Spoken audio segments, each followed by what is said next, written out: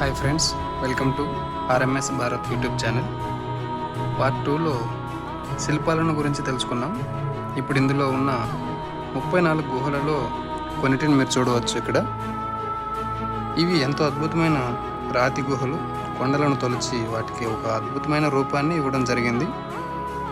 ఇండియాలో దాదాపుగా 2000 సంవత్సరాలకు పూర్వమే ఇటువంటి శిలలను తొలిచే విధానం ఆరంభమై ఉండొచ్చని అంటుంటారు. ఈ ఎల్లోరా గుహలు దాదాపుగా 2 కిలోమీటర్ల విస్తీర్ణంలో విస్తరించి ఉంటాయి. ఈ 34 గుహలను హిందూ, జైన, బౌద్ధ మత సంస్కృతులకు చిహ్నాలుగా చెప్పబడతాయి. For more interesting updates please do subscribe RMS Bharat YouTube channel. Thank you.